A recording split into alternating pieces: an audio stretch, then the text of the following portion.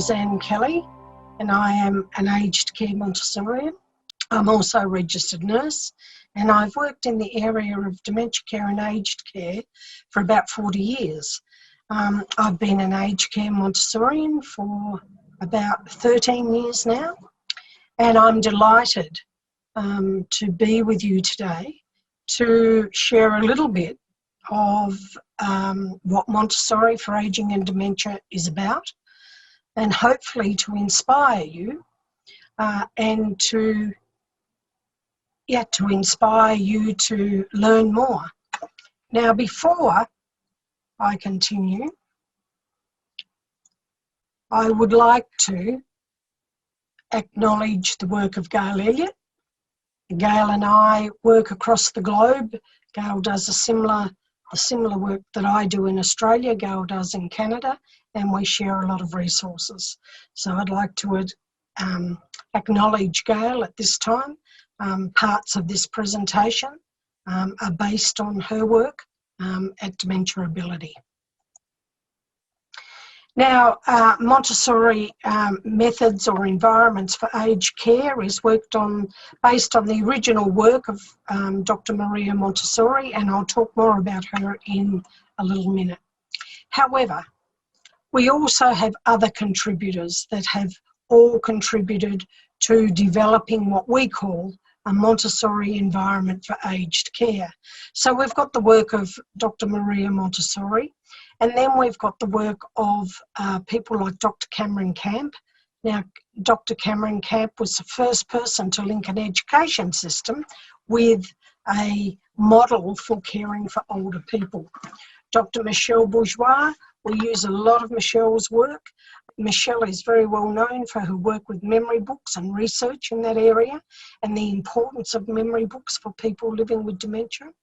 And then the work of Gail and I, our work in Canada and Australia that has contributed to the transformation of aged care environments into Montessori prepared environments. Now, we also have collected the work from other areas, such as what we know about vision and aging, about occupational therapy, psychology, neuropsychology, the memory research, what we know about memory research and how the brain can change itself. Personhood, the work of Tom Kitwood comes in there, and certainly the work of many people who've designed and had input into the research around design for dementia, and what does a good dementia care environment look like, and what are the components. So there's a whole lot of people who have contributed to the work of developing Montessori environments. One of the things about Montessori environments is that it is all research-based. So everything that we talk about is grounded in research. Now, I mentioned that Dr. Maria Montessori was really, the pioneer of this work. And she was an amazing woman for her time, breaking from traditional roles for Italian women. She began her studies at a tech school, and she graduated as an engineer, but she really wanted to be a doctor.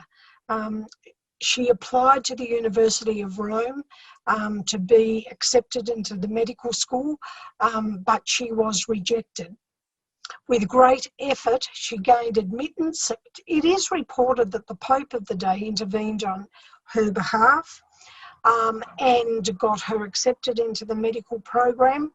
And her acceptance really opened the door a bit wider for the future of women in the field of medicine.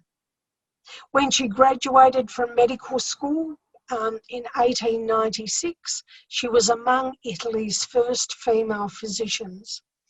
Her early practice focused on psychiatry, and she was given the opportunity to work with children in a psychiatric hospital, if you like. And these were children that had an intellectual disability, special needs children.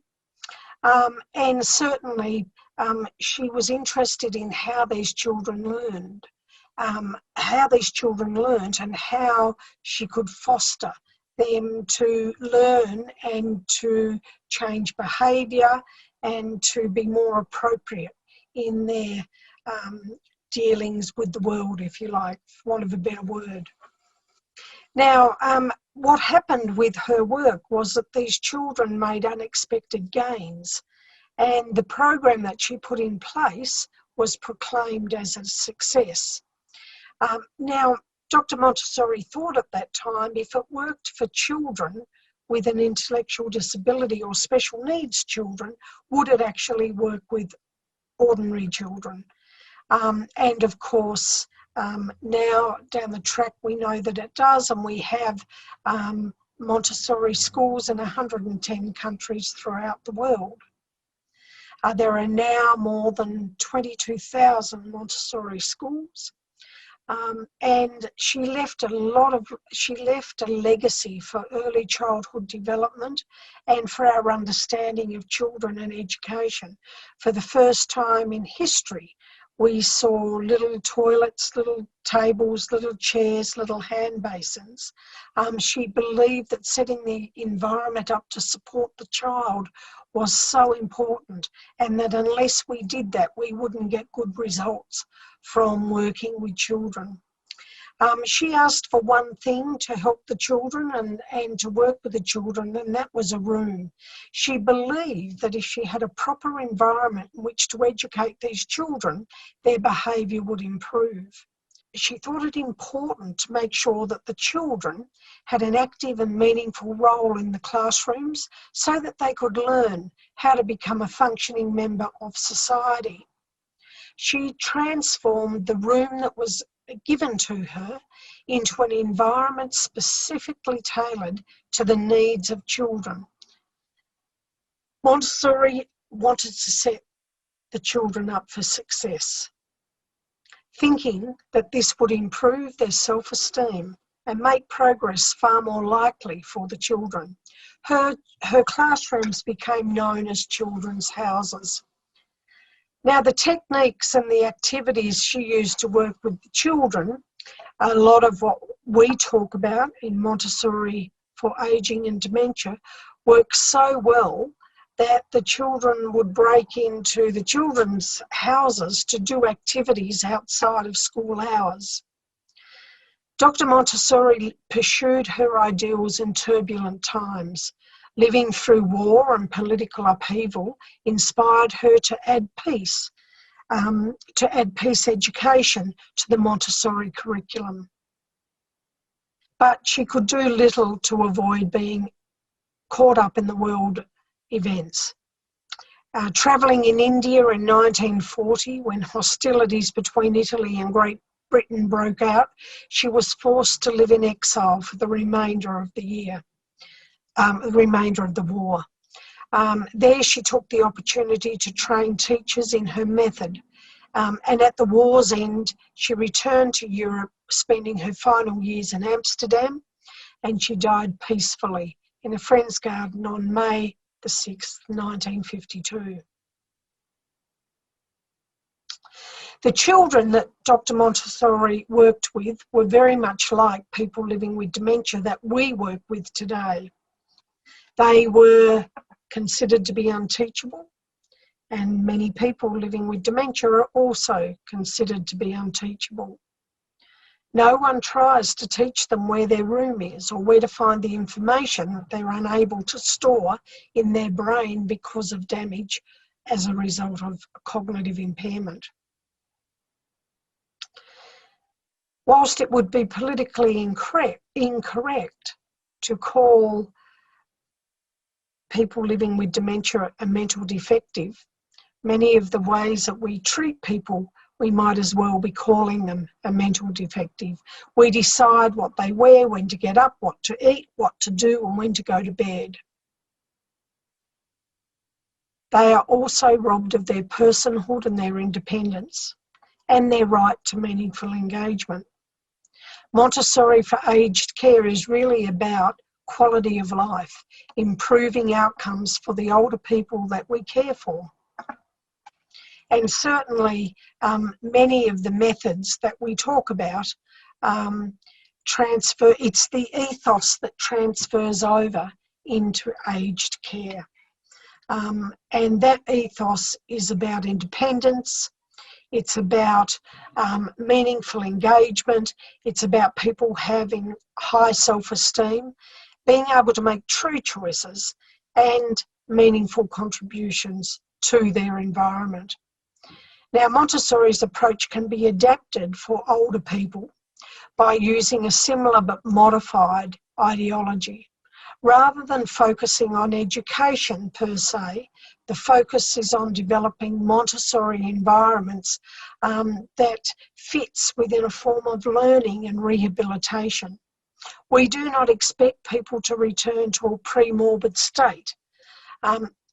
What we do is maintain independence and enhance cognitive function and psychosocial functioning, really enabling people to be the best that they can be.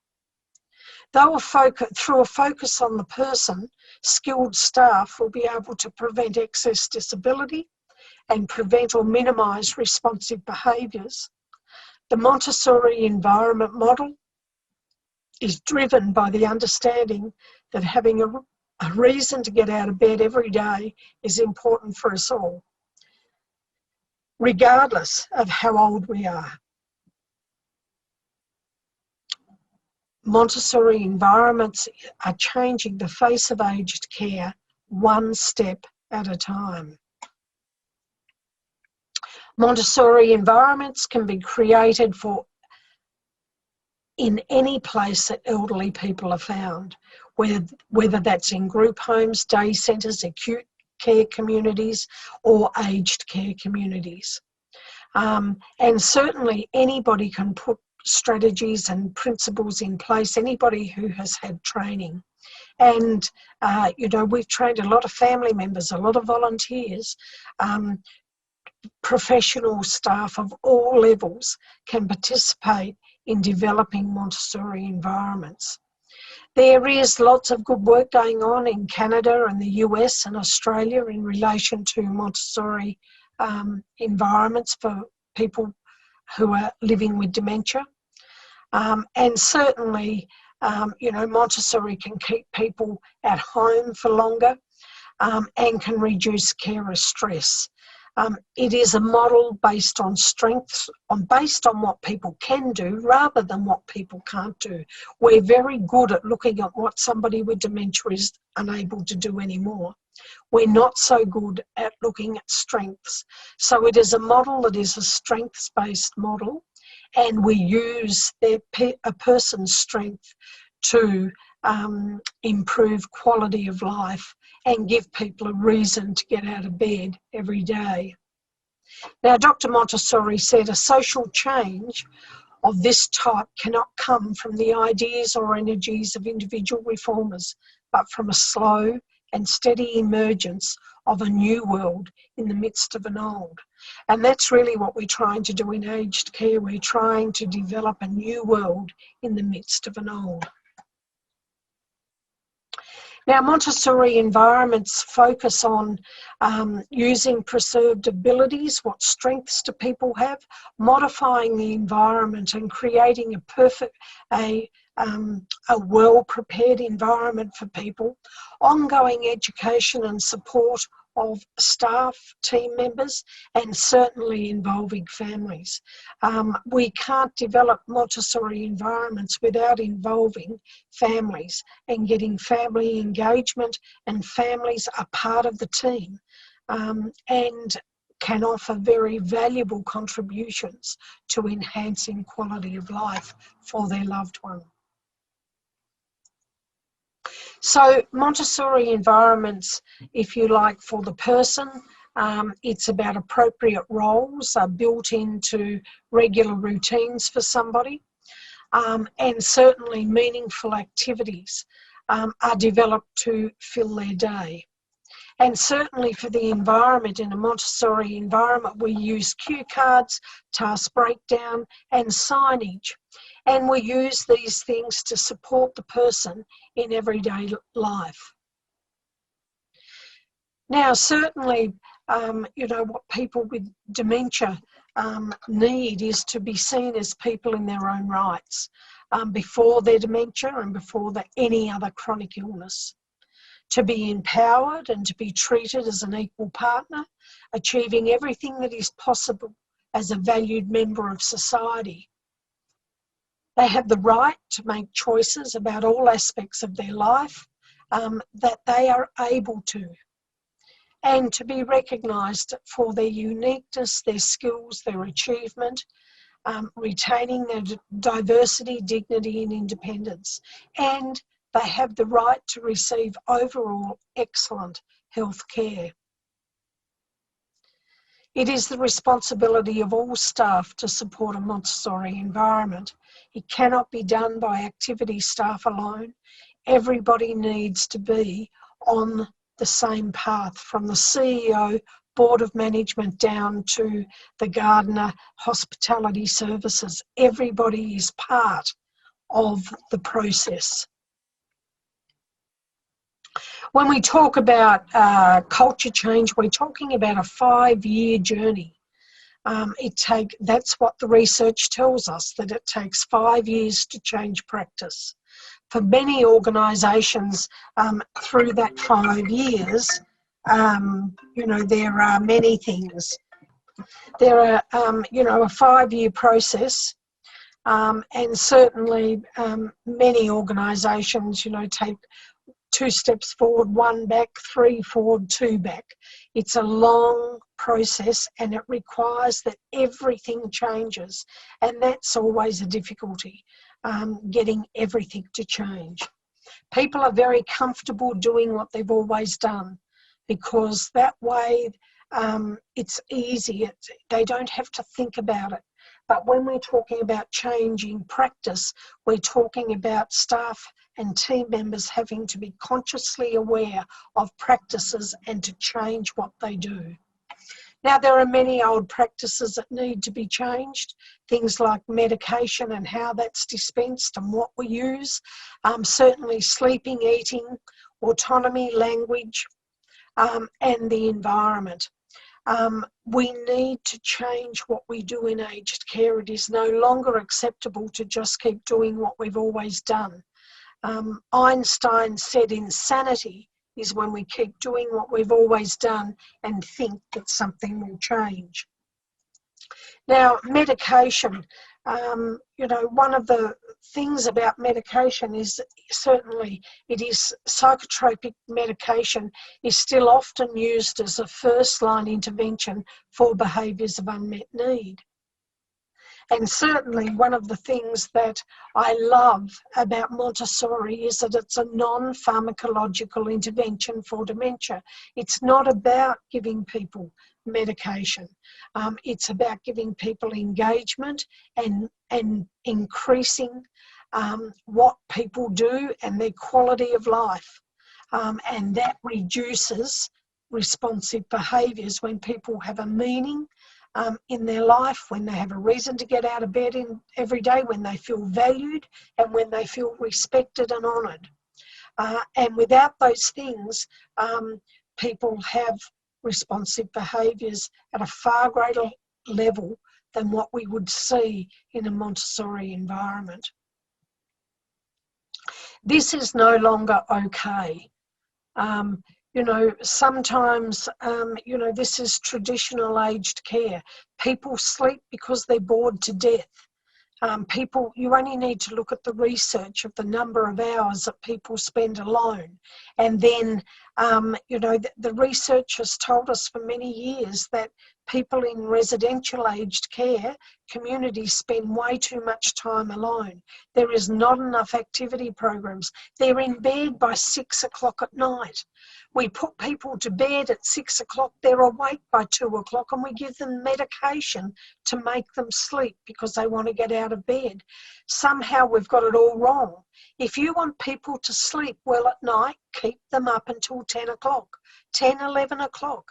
Then they will sleep better. And these are the practices that we have in aged care that we need to change. Now, dignity of risk is also another thing that often comes up in the world of creating Montessori environments for aged care. People need to have the dignity of risk. We cannot wrap our old people in cotton wool and prevent them from living. Professor Rondonay from the La Trobe University in Melbourne is well known for saying we cannot eliminate risk without eliminating the person. We need to allow elderly people to live and to take risks. It is important for us to acknowledge the right of people to take risks. Risk assessments need to be completed for all activities where a significant level of risk is identified, such as somebody wanting to use an iron. So, you know, dignity of risk versus dignity of care, you know, it's a huge issue in aged care. And often we take away people's dignity of risk. We tell people they can't do things because they might fall, they might burn themselves, they might trip over. And we've got to remove that, and we've got to allow our elderly people to live. Now, we work on a model on what we call the 3W model. Who is the person? What do you see? And what are you going to do about what you know and what you see? And of course, evaluation is always part of everything that we do. This model is very important because it explains why we do what we do in a Montessori world. So first of all, who is the person? There is no doubt that every one of us has our own story. And our life stories and our life experiences make us who we are today. What are our needs? What is a person's interests? What are their strengths? What is their diagnosis? All of those things are very important. You know, who is the person behind the dementia? And then what do you see? The sorts of things that become very important in our skills of observation. And observation is a major skill seen in Montessori environments, but the sorts of things that we would look for are things like change behaviours. When do they occur? Who is there at the time? What are they like when their family visit? What are they like when their family go? Can they find their own room? Are they able to find the toilet? Can they dress themselves? Can they feed themselves? Are they social? Do they interact with other people? Are they self-engaged and self-focused? So all of these things become really important. And then we need to decide, what are we going to do about what we know and what we see? For example, there is no point at all in seeing that somebody's unable to find their bedroom and not doing anything about it. If somebody can't find their bedroom, teach them where their bedroom is. If somebody's losing the ability to feed themselves, we give them fine motor skill activities so that they're able to maintain the skills required to feed themselves for as long as possible. So, you know, what are you going to do about what you know and what you see? This is really a really important model, because so much in aged care, it's about seeing that somebody's losing the ability to recognise family members or to feed themselves or to toilet themselves or to dress themselves, and we do nothing about it. In a Montessori world, we see that decline, and we then put in place activities to maintain that skill, or even to reteach that skill. If somebody has lost a skill, then it is often possible to reteach them that skill.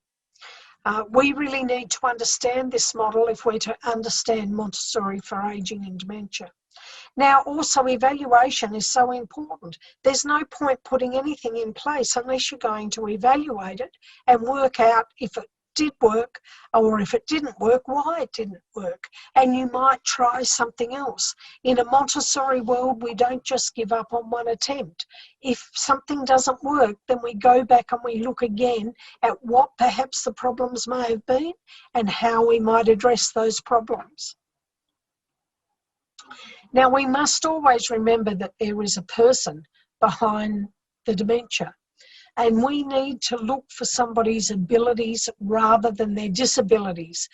Certainly in many models of aged care, we are funded by what people can't do. And so we develop a good skill at looking at what people can't do. In a Montessori environment, we need to change that, and we need to look at what people can do rather than what they can't do. Now, one of the things that I said about if somebody can't find their room, then we teach them where their room is. How do we do that? There is a learning screen. Many people with dementia are able to learn, but we have an attitude in our aged care system and across our health professionals that people with dementia cannot learn. And that's why we have so many people in care communities or in environments where they don't know where their room is, they don't know who their family members are, they don't know what to do. And that is about, where people have not taught them. If somebody can't find where their room is, teach them where their room is. That will minimise responsive behaviours, frustration, agitation, aggression. There is a simple test that we use called the learning screen that will identify people who are able to learn new information. By doing this simple screen, we can identify those people, and it will prevent us using certain strategies with a person if they're unable to learn.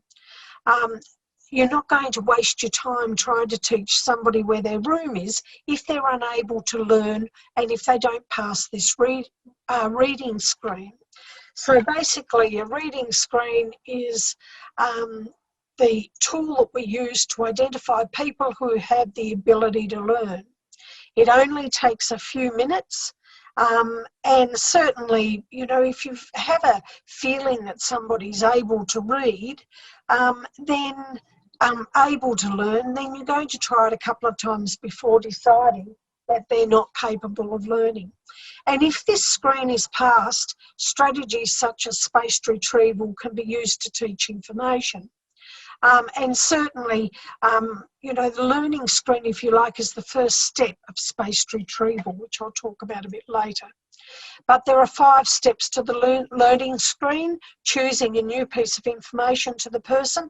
I often use a person's name because usually it's 2 words, like my name is Anne Kelly.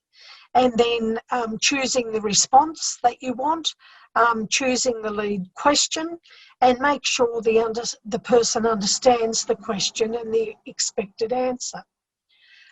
You certainly then implement practice beginning at immediate 5-second delay, advancing to 10 seconds, 20 seconds, and then ending with 30 seconds. If somebody is able to retain a piece of information for 30 seconds, you're able to teach them other things. 30 seconds is the screening time, that if they can retain some information for 30 seconds, the only thing that becomes important then is, what do you want to teach the person? Simple screen that we can use to identify those people who are capable of learning. Now, what we do know is that people living with dementia can learn and can remember information. So they can be taught to remember and to change their behaviour.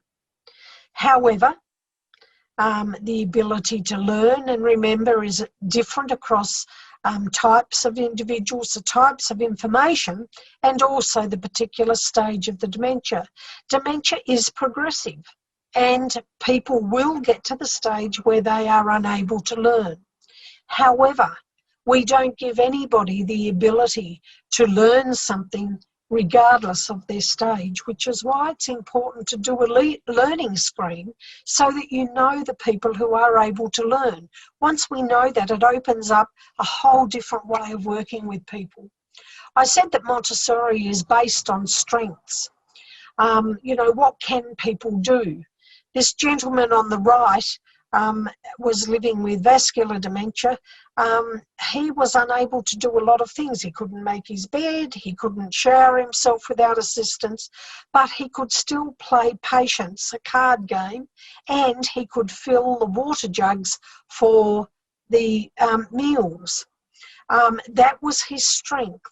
So whilst he couldn't make his bed, he couldn't dress himself, he didn't know what day it was, he didn't know where he was living, what he could do was fill up water jugs for the meal times, and he could play Patience. So, you know, it's always looking at what strengths do people have. Now, one of the strengths that a lot of people don't realise that people living with dementia is the ability to read. If people are able to read prior to a diagnosis of dementia, they are able to read late into the disease process. So again, like the learning screen, we have a very simple sight and reading ability assessment that will identify if somebody is able to read, what size font they need to be able to read, and more importantly, are they able to understand what they're reading? For example, we get people to read and to do the action. So they read pat my head, close my eyes, so on and so forth. Now this tells us that not only can, if the person is able to read and do, this tells us that not only can the person still read, but they can understand what they read. So we have people who can read, but they can't understand what they read. So in that case, there's no point putting signage on their wardrobe or where their clothes are, or signage for them to make a cup of tea, because they can't understand what they're reading. We can use those people, and those people can still use their skills of being able to read by participating in newspaper reading groups or Montessori reading circles, reading out the menu, reading out birthdays for the day or special occasions. They don't need to understand that. But to be able to follow labels on your drawers or task breakdown, you need to understand what you're reading. So a simple reading ability assessment is crucial and should be part of any initial screening test assessment process, because it changes how we work with people, changes what size font they need information in. Particularly, you know, people that you're giving factual information for. There's no point giving somebody a complaints policy or phone numbers that are size 12 font if they need size 18 or 20 to read. You might as well not give them that information. So this is where Montessori really becomes truly person-centered. If somebody needs size 20 font, then that's what we give them information in. Their cue cards, their signage, their schedules, their receipts, their bills, their grievance complaints policies. All of those things impact on, you know, what size font people need. So, you know, people often say that Montessori is truly person-centered, and you can't do Montessori without being totally focused on the person. This is a change from what we traditionally do. Traditionally, we give everybody everything in size 12 font, and we don't think about what are the individual needs of that person. Now, people living with dementia have a lot of disability, a lot of actual disability, and dementia is associated with a set of characteristics and features that accompany each stage and type of dementia. What is an actual disability, and, you know, which occurs with the diagnosis of Alzheimer's disease? There are quite a lot. Memory loss, intellectual decline. There can be personality changes, difficulty with problem solving, inability to perform ADLs. However, when we overcare for people, disability quickly turns into excess disability. And excess disability is not a result of the disease. It arises from the disuse of remaining abilities. Often in care communities, things are done in a particular manner to make things easier, faster, and better for staff. It's often not about the person. There are many examples of routines and roles that are eliminated early in dementia with the purpose of making things easier for staff. We create excess disability when we use a wheelchair to take somebody to the dining room instead of allowing them to walk themselves. We create excess disability when we dress somebody who is actually able to dress themselves if given enough time. We create excess disability when we feed somebody. When they're able to feed themselves, it might be that they are very slow. So therefore we take over from them and we feed them because they're too slow. We need to prevent excess disability, and we need to enable people to do things for themselves if at all possible. We need to focus on enablement rather than losses. And the enabling approach focuses on emphasising the person's own capacity to engage as fully as possible in day-to-day living. And the goal of good dementia and aged care should be to prevent excess disability. There are many health changes that occur, sensory changes such as requiring glasses or hearing aids, problems with bowels, painful gums or teeth. All of these things impact on people, and we need to work with those things to enable people to be the best they can be and to prevent excess disability. Now, when we focus on strengths, needs and abilities, we're better able to offer a range of appropriate activities, and we're then able to also focus on roles that people are able to do, and what ADLs do they need help with? What do we need to do to maintain their independence? As I said, if somebody's losing the ability to lift their spoon or their fork to their mouth, that means that they're not going to be able to continue to feed themselves for much longer. We need to give them skills to maintain that. We need to give them activities to maintain those skills so that they can keep feeding themselves. And certainly ensuring that activities are provided when needed to minimise or prevent behaviours of unmet need. We're very good at giving medication PRN or as required. Montessori needs to be PRN as required too. We can give people activity and roles to do that will prevent or minimise responsive behaviours or behaviours of unmet need. Now, the methods that we use, in Montessori for ageing and dementia is not only about circumventing the problems that are caused from a cognitive decline, and not only maintaining function, but to achieve higher levels of functioning. There is no doubt at all that people who are stimulated, when their brain is stimulated, they function to a higher level. Not only can we preserve or improve function, we can also provide added opportunities for people with dementia to be engaged in meaningful activities, and this ultimately changes or contributes to increased quality of life. We have seen people improve cognitively when we provide cognitive stimulation and meaningful activity.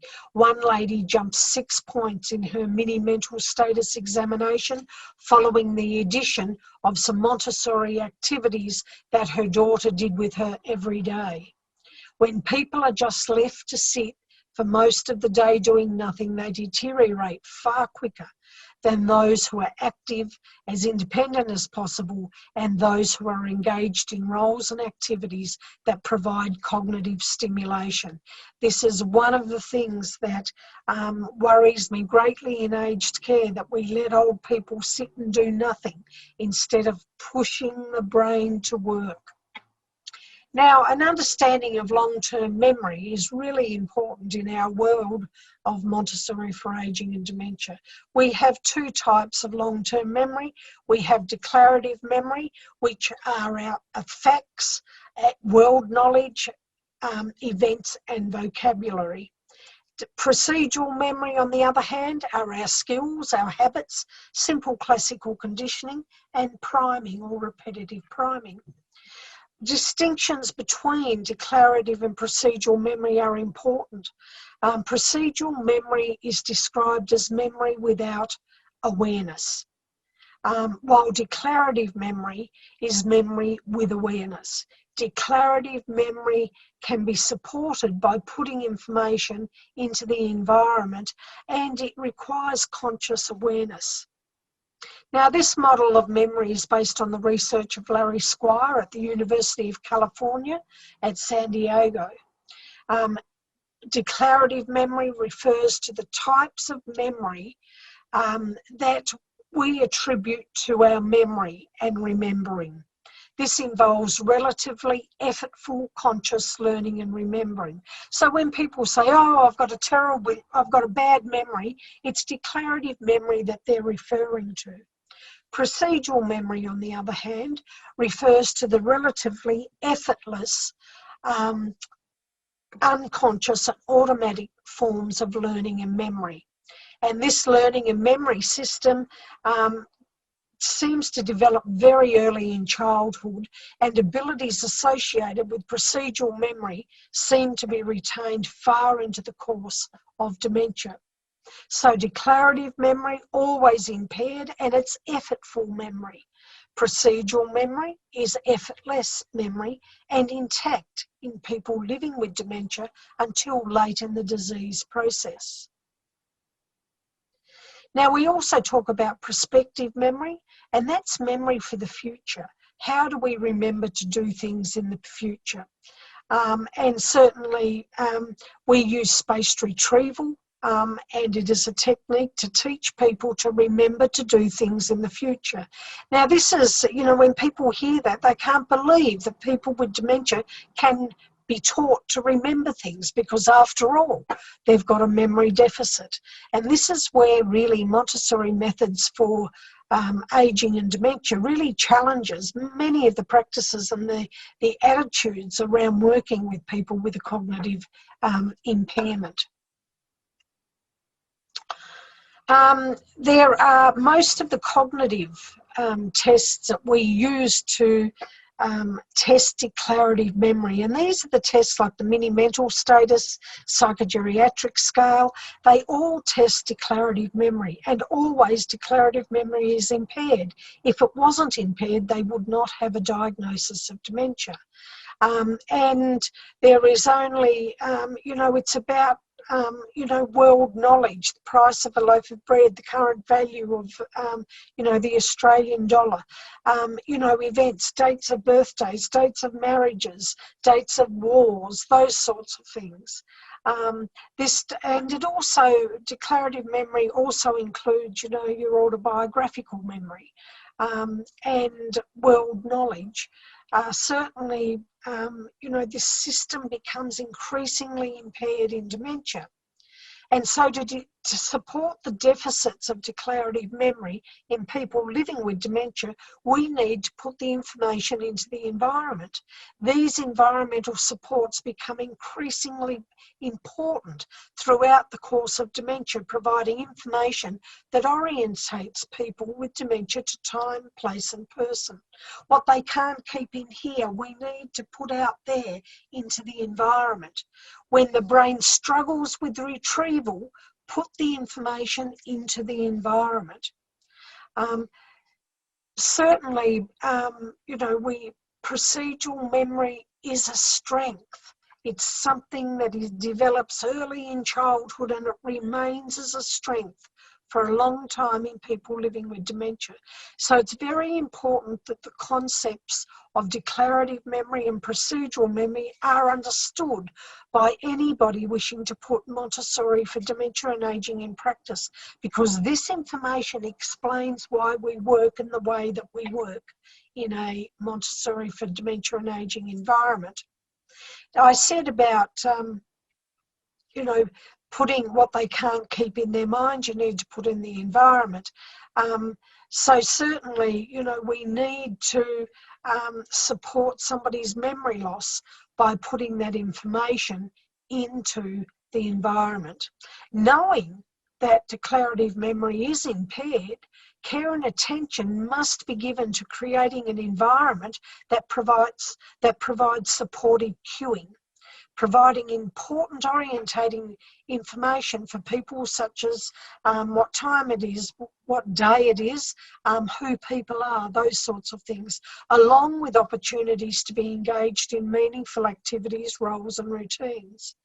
And the types of environmental supports are dependent upon identified needs and interests, as well as remaining skills and abilities. This ranges from memory cueing for individuals to modification and design features for rooms and buildings. Since people living with dementia are unable to access some of the important information that is required for them to negotiate their way through the day, this information must be readily available in the environment for when they need it. The list of items that could be included under the heading of environmental cueing is limitless and totally dependent on the needs, skills and abilities of each person who is in need of support. Environmental supports are built into everyday living, and programming is matched to each person's level of ability, interests and strengths. With the right supports built into the environment, the person living with dementia will be able to complete a wide range of activities and hold on to familiar routines. Although they may be modified, they can still hang on to them, and ultimately they can continue to be engaged in life.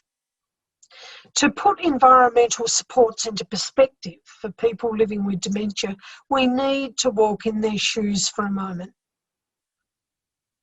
Imagine how you might react if you could not remember where you are or why you're there, but you knew that you needed to get home, but you didn't know how. Wouldn't living without orientating information in a stagnant environment void of appropriate stimulation make you want to leave in search of something that feels more familiar and safe? The pictures up there, you've got how we can identify bedroom doors and how we can support that need for orientation for people to be able to find their room and to also know that it is their room. You need to be aware that if you're going to use photos on doors, you need to make sure that the person actually recognises the photo as themselves. Often people with dementia don't. They often see themselves as being much younger than they actually are. So therefore, they don't recognise the photo of them as an older person. Now we can use memory books to remind people of their age, or you can use the situation at the top of the screen there. You've got a picture of Helen as a young person, which is how she remembers herself, and then a picture of how she actually is now. Here are just some other ways that we support declarative memory loss. And certainly, just going back for a minute, you'll notice that signage, black on yellow, we use a lot of black on yellow signage because it's about conspicuosity. It's about what stands out.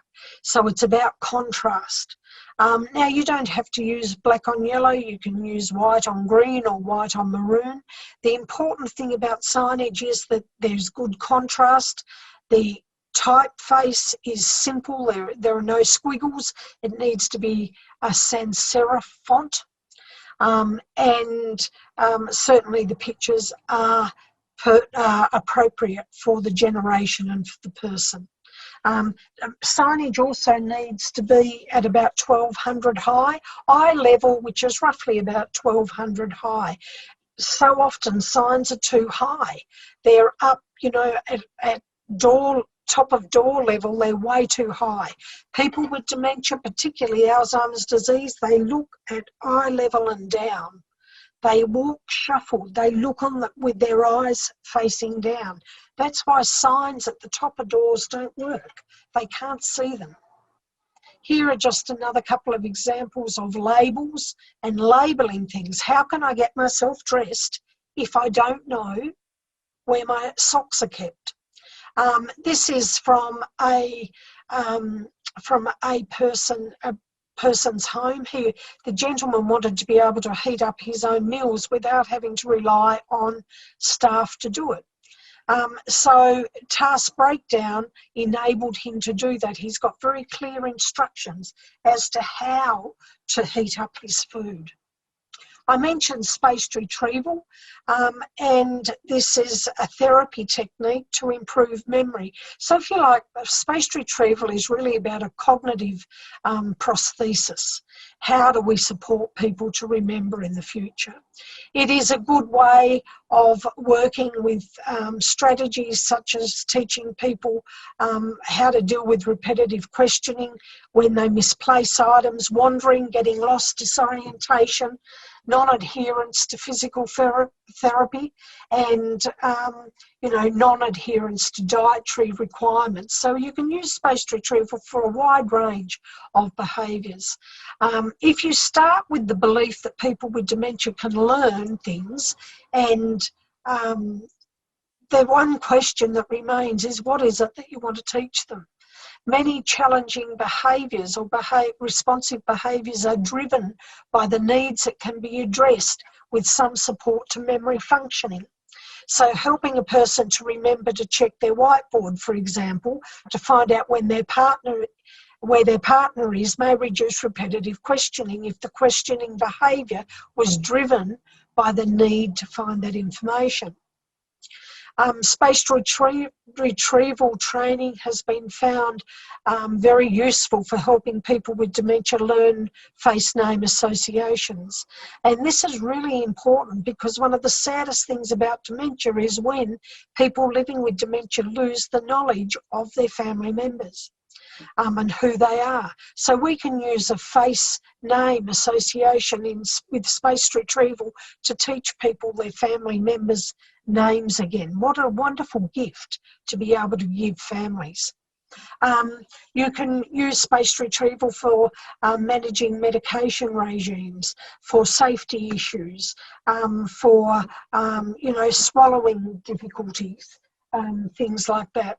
The term spaced retrieval comes from the idea that the person is taught a piece of information, like the person's name or safety strategies, and then are cued to recall it over spaced time intervals.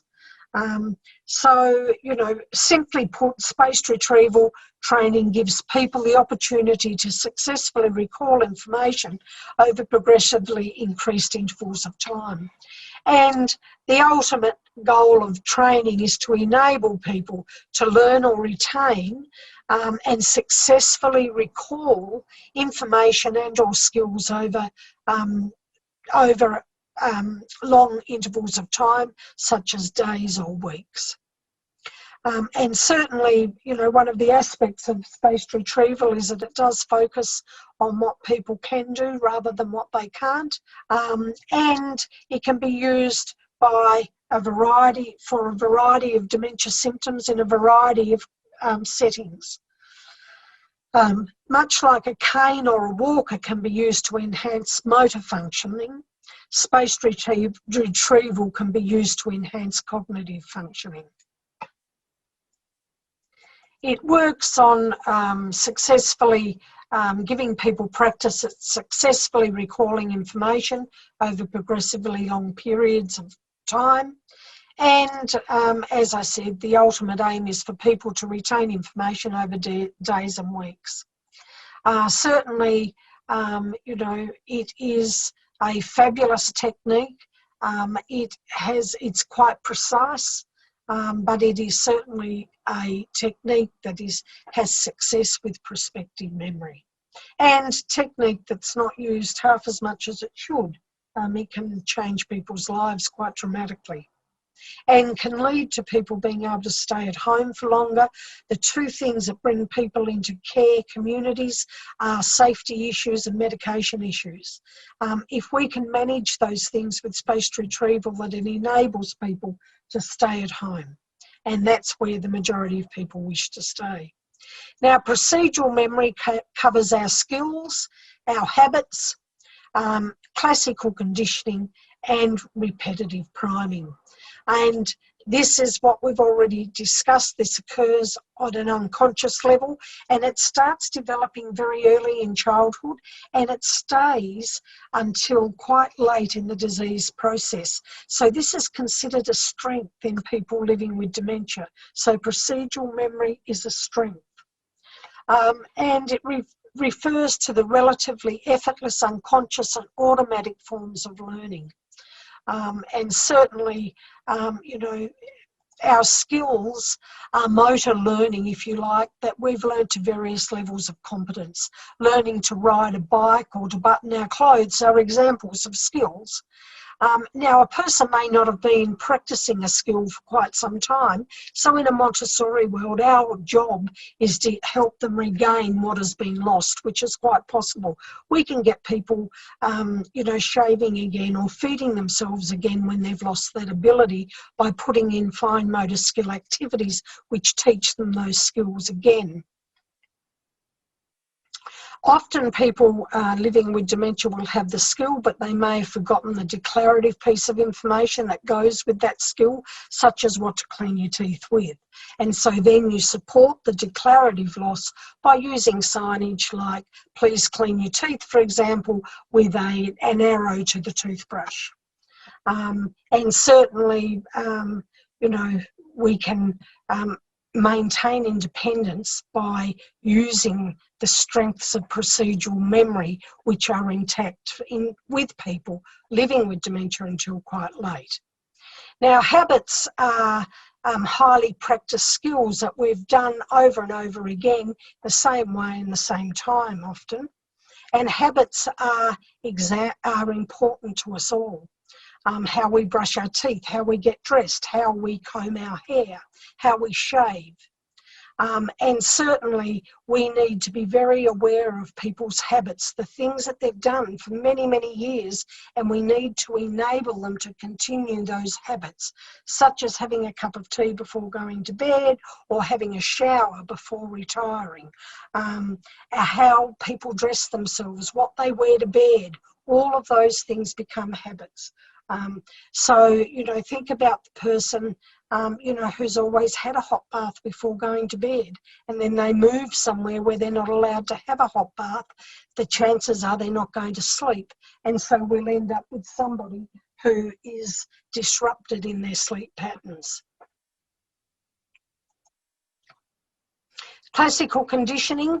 Now, we often talk about Pavlov's dog. Most people are familiar with Pavlov's dog, that eventually when the dog hears the whistle, it starts salivating.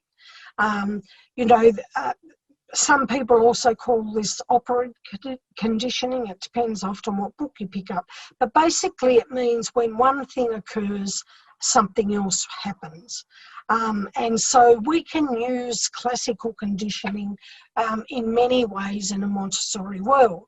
We can use classical conditioning to change an emotional response. You know, often, you know, if a person living with dementia really dislikes a worker because the worker put them in care or gave them medication, or two people living with dementia who live together who dislike each other, sometimes we need to change that negative into a positive. And that is needed for everybody, for everybody's quality of life. So the application can be to condition an emotional response to change a negative into a positive. We can also get people to come to where they need to be by using a piece of music or a bell or something that indicates to them that it's a meal time. Otherwise, if we don't do this, people with dementia don't know that it's meal time, and staff have to then go and look for them and bring them to the dining room. I always say that, you know, in a unit full of 25, 30 people, if you can just get half the people to the dining room independently by playing a piece of music, then how wonderful would that be? You don't have to go and collect everybody. You only need to collect half. Now, it usually takes 10 to 15 times for somebody to learn something by using classical conditioning. So, you know, we wouldn't give up after the first time. You need to be aware that it's going to take some people 40 times to learn. Other people will learn in less than 10 times. Other people, it could be 15 times. But important to realise that classical conditioning is something that we can use to decondition a response or to change an emotional response. Repetition priming refers to procedural memory and people getting better when they do something. This is one of the weird phenomenons about the human brain. We don't have to have any memory of having ever done anything to be better at it every time we do it. And that is repetition priming. The more they do it, the better they get. The more they do it, the better they get, even though they've got no memory of having ever done it before. This is one of the very strange phenomenons about our human brain. And as aged care Montessorians, we need to remember that. The first time somebody doesn't do anything or does something for the first time in a long time, they're not going to be so good at it. But the next time they will be better, and the next time they'll be better than they were the second time, even though they will say to you that they've never done it before. The more they do it, the better they get. So we really need to, you know, remember that people will improve every time they do it. Which is why we never give up with people. Now, brain neuroplasticity. Some of you may be aware of Norman Doidge's book called The Brain That Changes Itself. If you want an interesting book to read, this is certainly the book to read. He challenges a lot of what we know or what we thought we knew about the brain. You know, we're learning more and more about brain neuroplasticity. We know about use it or lose it. We need to find ways to stimulate the brain. We need to stop allowing people with dementia to sit and do nothing. We need to push the brain to work. There is more and more evidence showing that the brain can actually change itself. And so we therefore need to understand the changes to the brain and how they influence behaviour. And we need to engage the brain with languages, musical instruments, dancing, left hand, right hand activities.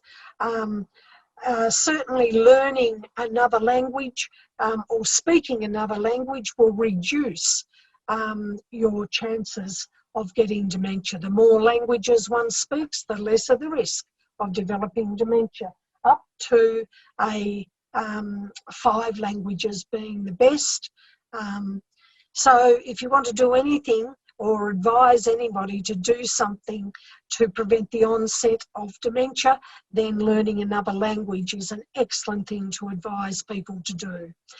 The other thing, there's been some interesting research just lately about table tennis or ping pong that has also enhanced brain cognitive function and is one of the best things that you can do for your cognition. So again, something else we're starting to see is the use of table tennis and ping pong, if you like, in aged care.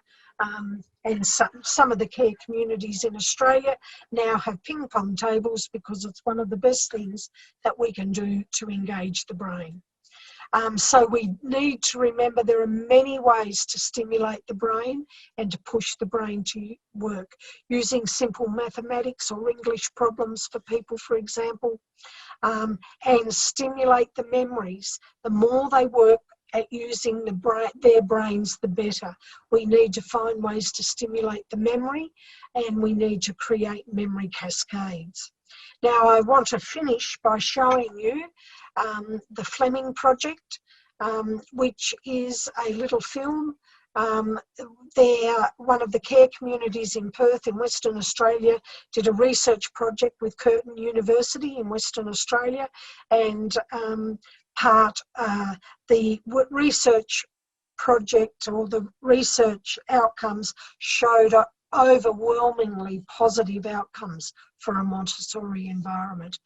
That is about to be published, that research, but part of the project or part of the grant was that they got funding to make a video.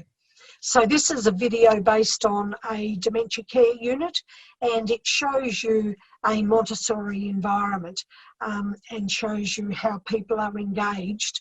And the interesting thing about this video is that people look alive. It looks as if they're having a good time, and it's about quality of life. So this shows Montessori in action.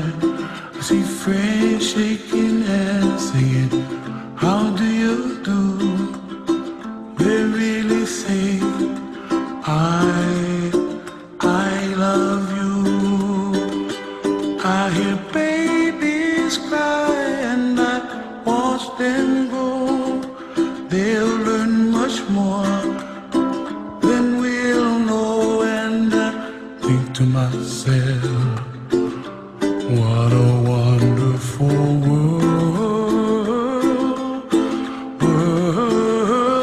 Someday I wish upon a star, wake up where the clouds are far behind me, where trouble melts like a lemon drops high above the chimney top. That's where you find me, oh, somewhere over the rainbow, way up high. The dream that you dare to, why, oh why can't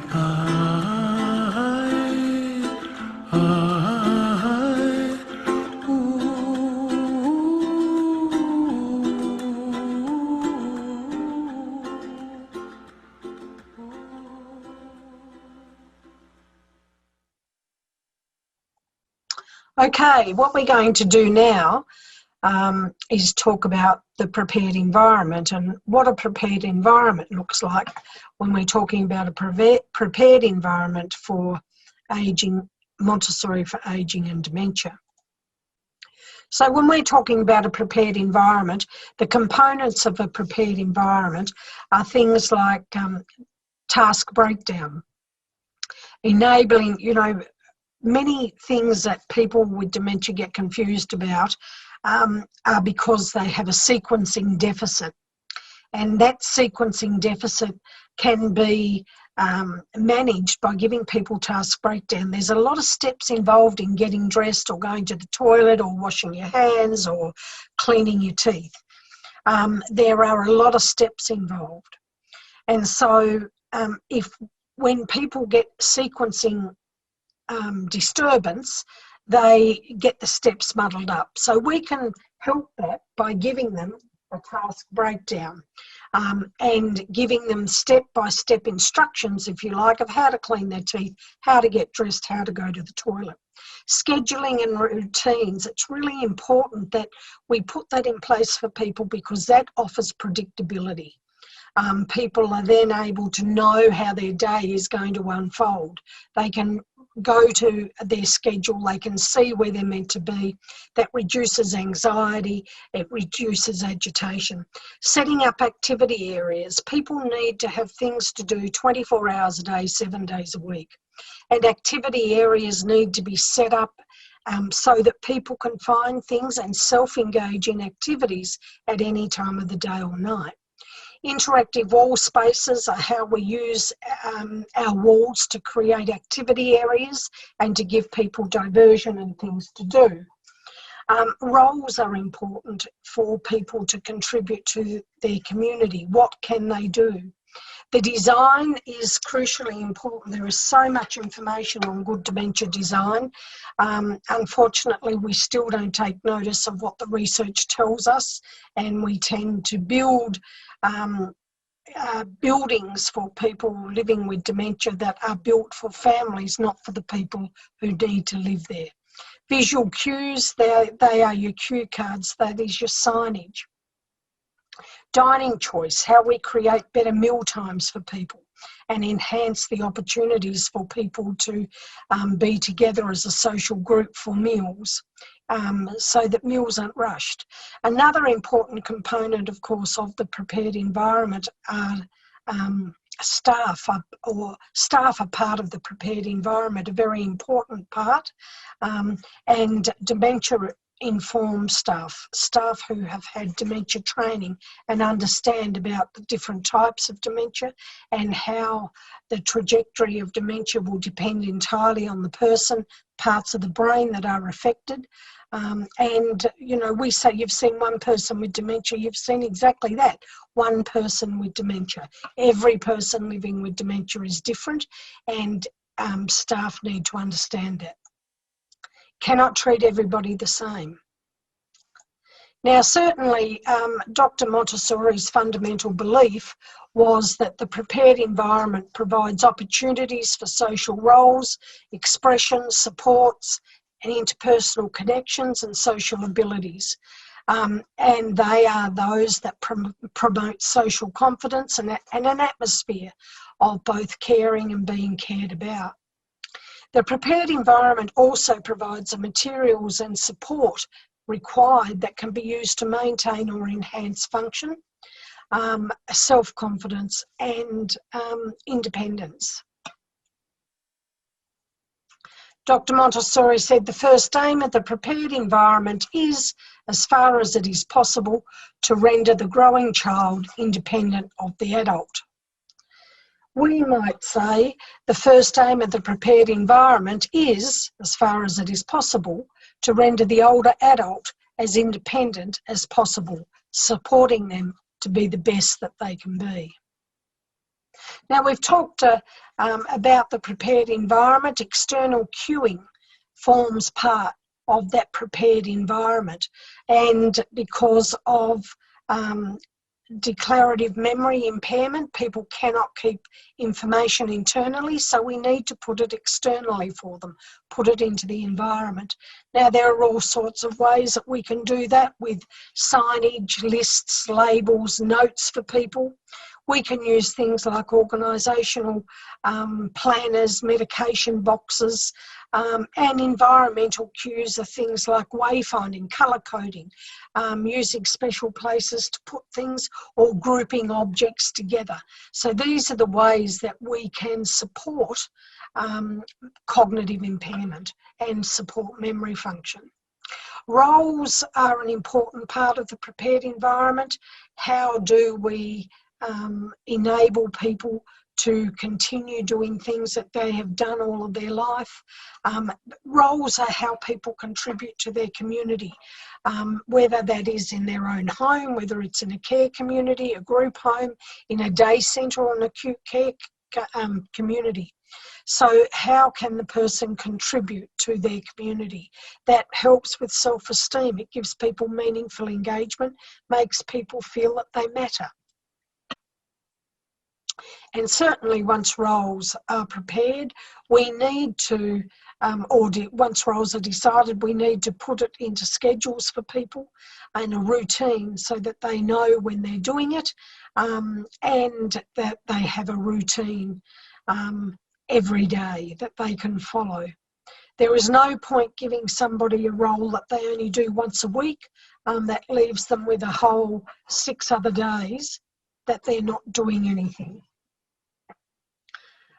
And so the best roles are those that they do every day at a set time, and each day they know exactly what they're doing. Now, I've said before that Montessori is totally research-based. The research tells us that when people, when we use memory aids or prompts, people display an increased level of engagement with their environment. They spend less time sleeping and they use an enhanced level of communication. Why would we do it? Certainly for activities, you know, our days are filled with activities, and you know, there's often a belief that activities are only what are on the activity program. That is not the case at all. Activities are everything we do from the time we get out of bed in the morning till the time we go to bed at night. And how we feel about ourselves and our day is very much based on the success or failure of the activities in our day. You know, successful activities lead to feelings of well-being. You've all had days where everything you've touched has not worked out, and so you've had unsuccessful activities, and how depressing that can be, and how it can lead to feelings of despair, and you start questioning your own ability. You start questioning your own use. So, you know, the success of activities are very important. You know, what often happens in traditional care is that we see that activities are not, they don't embrace what people are good at. They don't take into consideration what people like or don't like. Often they don't take into consideration people's capabilities. And often there's a belief that the more people attending the activity, the better the activity. The good of activities in a Montessori environment are where activities encourage people to join in and therefore create a sense of belonging. There's a recognition of personal preferences and that activities are aimed at people's strengths. Small groups or one-on-one activities are seen as good activities. They're failure-free, everyone is involved, and they're linked to who the person is, and they can reflect on their lives. As I said, they build on a person's strengths, not their deficits. All the equipment that is used is recognisable for the person. And certainly we can break activities down into a couple of steps that they keep doing over and over again until they succeed with those. Then we add in more activities. We create activity areas. Flower arranging areas, woodworking areas, music areas, nursery areas, sensory areas, quiet areas. So we create activity areas throughout our care communities so that people can always find interesting things to do. And certainly, this picture of all these old people sitting there asleep, is not acceptable anymore in aged care. Activities are really as important as clinical care. And all staff are accountable for what happens to people 24 hours a day, 7 days a week. It is not just the role of one or two people. Everybody is accountable. And life is given meaning by what we do. The simplest of things, often the things that people living with dementia enjoy doing are the things that they've done, the skills and the things they've done over and over again, part of procedural memory. The tasks that they've done, such as wiping cutlery, washing up, sweeping, watering the garden, folding linen, those sorts of tasks that they've done thousands of times that are a strength for them. They don't have to think about it, it's part of procedural memory. What makes an activity a Montessori activity and not just any activity? Montessori activities follow a set of principles. They foster friendships, they match strengths and personal history, and they provide opportunities for self-initiated activity. They provide repetition. Remember, we talked about repetitive priming being part of procedural memory. The more they do it, the better they get. So that we provide repetition with activities so that people get better at doing it. Every time they do it, they're better, which means eventually you can leave them and they're able to do the activity themselves with very little support, if any, from staff. That's the idea. That's what you want. You want people who are going to do activities and able to do activities themselves without staff intervention. Now, the class of activities that we use in a Montessori environment are cultural and social connections. Now, Dr. Montessori talked about grace and courtesy, and this is where that fits in. Cultural and social connections, sensory activities, stimulating the 5 senses, practical life, activities of daily living. What skills do people need to maintain to be able to dress themselves, feed themselves, comb their hair, clean their teeth? And certainly the last category we have is cognitive activities. Now there's some cognition required for all activities, but when we're designing activities for ageing and dementia, we need to consider the needs and abilities in the following areas for people. I said about grace and courtesy, people can, tell a joke, give an opinion, shake hands, welcome people to meals, read out the menu. These are all examples of connecting people to the environment and connecting people to each other. The environment provides opportunities for social roles, expressions and supports. And we need to enable that and encourage that. you know, we need to also provide an environment that provides opportunities for both privacy as well as affiliations with groups and family customs, education, those sorts of things. Now, it needs to be, you know, within the context of the present environment. And of course, you know, we need to remember that people need to be set up for success, not for failure. So we need to, you know, our assessment in what people are going to do is so important, what people may like to do. You know, ability to use the 5 senses and, you know, touch and smell and all of those senses. The world is full of wonderful things. Let's get people involved in stimulating their senses. Many, many activities around stimulation of the senses. Practical life, these, you know, this is a range of motions, grasping, gripping, fine and gross motor skills, balance and coordination. All of those things come into this area. You know, what do people need to be able to keep feeding themselves, dressing themselves, pouring their own cups of tea? And activities, these activities will prepare the person to later assist with feeding, combing hair, and certainly, you know, when the activities are about maintaining independence, they need to go onto care plans for people, and they need to be done at least once daily.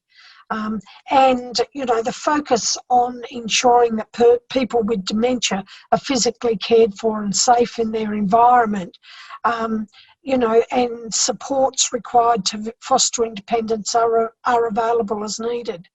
The aim is to facilitate the purpose of creating independence by the person doing things for him or herself. And, you know, these activities restore, maintain or enhance the person's movement and coordination. Certainly it may be that you are you have an objective that you're slowly going to progress towards, for example, the person being able to pour their own cup of tea as an example. But you're not going to start there. You know, you're not going to get a person immediately pouring boiling water. You're going to put in place a series of activities or steps developing towards that. So you're going to slowly progress and eventually they will get there. Same with movement recovery, teaching people to feed themselves again. You're going to slowly work with a range of activities to teach them those skills again. You know, activities about peg activities, you know, scooping activities, all of those activities, you know, scooping activities of scooping something out of rice or sand is about being able to scoop food into your spoon or onto your fork. So, but you start with a spoon and scooping out discs or coins out of rice, just as an example there. Certainly with cognitive, the cognitive class of activity, you know, are things like counting, you know, colour grading, matching and pairing, sequencing, putting things in order. They all fall into the cognitive area. This includes the need to problem solve and engage in meaningful activities, activities that enrich the mind and make important connections to the world around us. They're also cognitive activities, and this can range from activities of daily living, if you like, to an exploration of the world, including science, geography, history, biology, music, art and creativity. Cognitive stimulation also involves supporting the person with dementia with the purpose of encouraging memory, reasoning, problem solving and attention. Dementia is progressive and eventually the person will not have the cognition required for a lot of activities. We then move into comfort care or sensory support, which is also another important category of Montessori activities for people with advanced dementia. Now we use an acronym of how we develop activities for people. This is the acronym. Decide what you're going to do, what is the environment you need to create, talk about it, who you talk about it with. It needs to be error-free, and it needs to link to the person's own habits, schedules. What other things do you need to take into consideration, such as glasses, hearing aids? And you're going to produce templates and manipulatives. A template shows somebody where something goes. A manipulative is what they put on the template. Certainly when creating an activity, remember that the activity is about the person, not about us, and it won't be successful if the person hates it. Now, the introduce acronym, these are the things that we need to remember when we are introducing an activity. We need to always invite the person. What are their needs at the moment? If they need to go to the bathroom, for example, have you got your templates and manipulatives? There is no right way. The right way is the person's way. Observation. What are you observing? What do you see when the person is doing this? Demonstrating. Any activity needs to be unhurried. Closure, and of course there's no point doing anything unless you're going to evaluate what you do. Now, demonstration is probably one of the most important principles, that you show and you don't talk. People are unable to listen to what you're saying and watch what you do at the same time. You need to show people as a way, show them how to do it, and you say, watch me, you show them, then you offer them to do it. And showing them is very concrete, so people are able to watch you. Keep the number of steps to a minimum, and match the person's level or speed of movement. If they're very slow with everything they do, you need to be slow in demonstrating what you are showing them. You need to be slow in doing it. For example, people with an Alzheimer's type dementia are very slow. People with a vascular type dementia are not so slow. So you don't need to do it really slowly for them. So remember that this is one of the most important things. Do not talk it, show it, and then allow the person to do it, and keep your vocalization to a minimum. Do not talk. Adjusting the degree of challenge. We make activities easier or harder. Sometimes we call expanding an activity, and it means that a person can have 20 activities all at the same level of difficulty, although they're all the same, they're all different activities. Or we have extension of an activity where we make the activity harder or easier for somebody. We need to, make the activity neither too easy or too hard. Too easy, it becomes childish and boring, or frustrating, and too difficult may cause agitation or anxiety. We aim for realistic expectations. For some people living with dementia, you may find that they won't progress in the level of difficulty, but they'll have a whole lot of activities that are different, but they're all the same level of difficulty. I mentioned before that Montessori is evidence-based. This is what the research tells us about Montessori.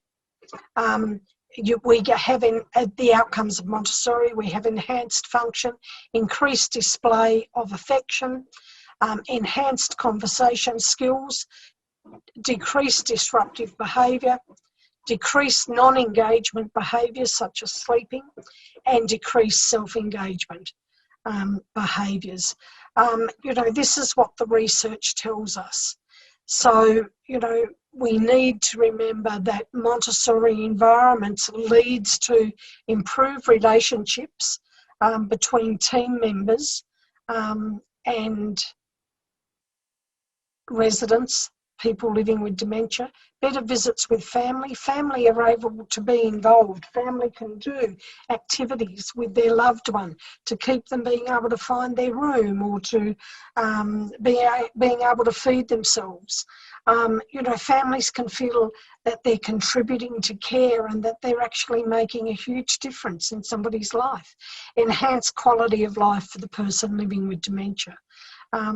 And, you know, we've set up Montessori lending libraries for families, which means that when they visit, they can take an activity to do with their loved one.